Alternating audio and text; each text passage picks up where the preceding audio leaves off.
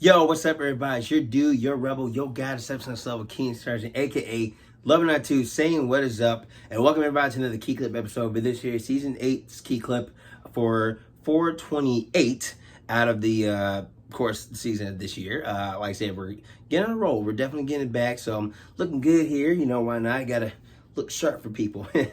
So, like always, we do a little recap. For the last few videos I did, we looked at some great gifts from my good friend, Mr. Mike Schmidt. He gave me the, what did I say? The PC the RC racing controller, which was clunky, and then we had the Flight Force Pro controller, which is basically kind of like more air combat gaming, I guess. And we have not tried it yet, but maybe one day. So for today, and this is gonna be a special one, and I might do it for some next few videos down the line, but I want to try to get this one out of the way because why not? We are going to talk about the Barbie movie. Yes, so I know there's other shows I've done as far as videos, very rare on movies, but this might be the first one. But I got an idea for what I'm gonna do for some more, so I definitely got a whole bunch out there. So bear with me on this.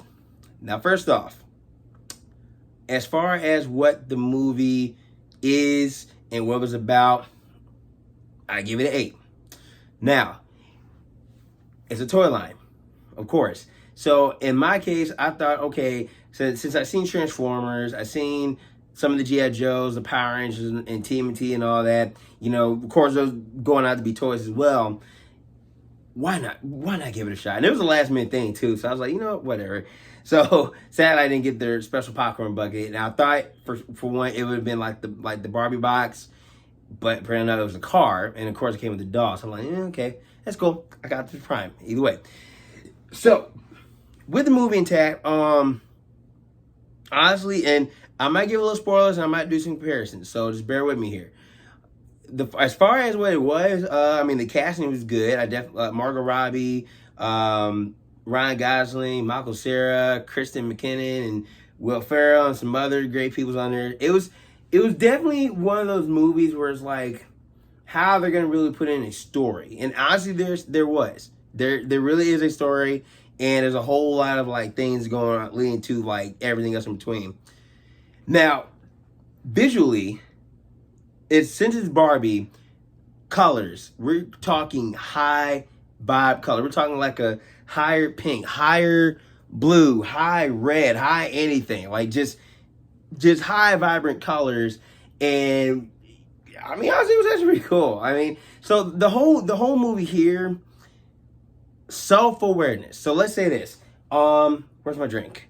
Okay, so I just had it. Hang on. Where's my drink? Somewhere here. Okay, I'll find it later. Anyway, so let's say this for example. So let's say I'm gonna give me a glass of milk. Okay, I'll go in the kitchen, give me a carton, give me a cup, pour it in there, drink it out of the cup. Cool, no problem. Now, how's it like this in the Barbie world? She's gonna get a cup and a carton, pour the carton, nothing comes out, get the cup, nothing's going in the cup, still drink the cup. Not even putting your mouth like on the brim of it, just like water falling.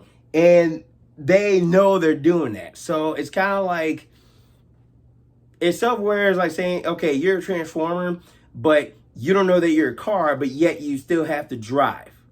But and you're a robot nonetheless. So it's kind of like, well, yeah, I'm still a robot at heart though. That's me. So it's kind of like one of those, I guess, but like, it's just weird. So basically, and like, we're talking like, even taking a shower, there's no water coming down. They do have cars. It's slow. They have bikes. They also have ambulances. When you open the back, it's a whole doctor station. So I'm like, okay. And then the water, because most likely, this is where we meet all the Kens, and there's a beach. So the water, you think, okay, real water just goes like this, but in there, sit still. That's it. There's no form, no waves, I mean, there is waves, but not active. So a lot of things are not active, and it's kind of just like weird like that, but they made it work. And of course, this is Barbie world, so everybody is named Barbie, everybody is named Ken, and there's one character known as Alan. And that was actually a toy, like a toy line thing for Barbie and it was just kind of like, well, it was a hit or miss, but it's just like, okay, why not? So, and it's also a real world. So basically, it's kind of like a portal between two, and the way they kind of transition to it, it's crazy. Now, also, each Barbie, of course, has your occupation. So, like, you got a president, you got, like I said, you got doctors, you got lawyers, you got teachers, whatever case is. You got all these high occupations that they do, right? And they do that. So with Ken, I mean, there's some that might have occupation, but they're kind of all the same. They're just regular dolls. So compared to how in the real world, it's, everyone's their own, but Barbie world, they are Barbie. They are Ken. That's how you gotta look at it. And it's just, it really brought out a lot to it. And so there's a part where, the Barbie she gets this like a tip from another Barbie that's been mishandled, misused by kids, right? So she seeks advice from her because apparently there's a scene that weirds her out. So she has to go through the real world to find her inner self in this case. And she goes to Mattel because Mattel basically makes that. And of course, Mattel also known for Hot Wheels. If they make a movie about Hot Wheels, I would not be surprised about that. So she goes in there, and they do not adjust to the real world. They just adjust how they are in their world. Now, I'll say that, and then they change clothes every time they shift, like, a certain transition, right? So, like, when they travel, they change different clothes during. And then when they reach to the normal world, they have the, like, skate gear, which I would definitely like to own. It's like a yellow pair with the pink wheels. So it's kind of like the toy. And those things are like, oh, expensive. But going alongside that, so she goes to the office, and the guys, they have like this box that tries on her back, and she has to use the bathroom. They run around and sing. It's kind of like a Scooby-Doo like scenario there. And in one room, she finds this old lady. She doesn't know who she is, which apparently it gets known later down. So she's telling, and so the old lady's kind of telling her where to go because they're trying to chase her down with her. So she does escape, and she meets this little girl, and apparently, like, she gets talked down on because, hey, I'm Barbie, whatever. And it's like a shock to her. And then the kid, he kind of finds out more about the patriarchy of, America and everything else. So he leaves early, going back to the Barbie land. Barbie, she's still kind of stuck in the real world, trying to figure out what's going on. And so by the time Barbie does come back and she brings a friend, she's basically seeing how everyone's kind of, different. And here's the thing. This is where it does not get to a kid's movie, because there is, now there's a lot of cussing. There are a little bit sexual words in there, but it takes a whole world because Ken kind of takes over it.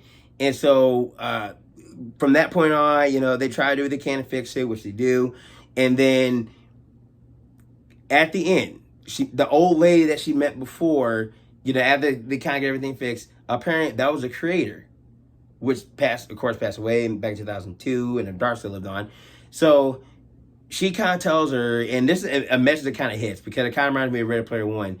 I'm a human. I'm gonna die soon, but you're gonna keep living on because you're just an iconic, thing. So basically, it's saying that no matter how long you live, you're gonna say you have a limited time, but whatever you make, that's gonna be in life forever. So with Ready Player One, it's kind of like the same thing, but it's more like, in this reality, it's a dark place, but it's a place called home. So kind of like how a game is for some people, a video game is kind of their home.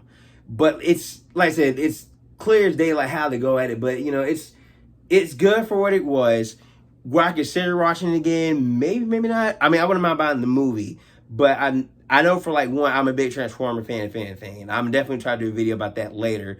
But it's just how I know kind of it felt like a big long commercial, and it definitely had like good productive use, because like I said, these guys are self-aware of what they are. So kind of like with Toy Story, these guys know that they're toys, but then when the human comes in,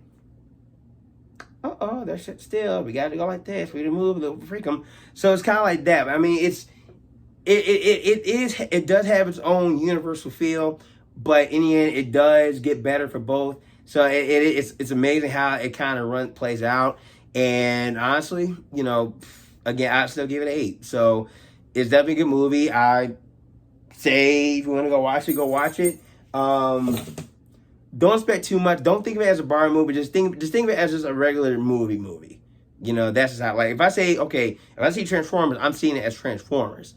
With Barbie, I'm seeing it as Barbie, but it's a different twist to it. But either way, it is what it was.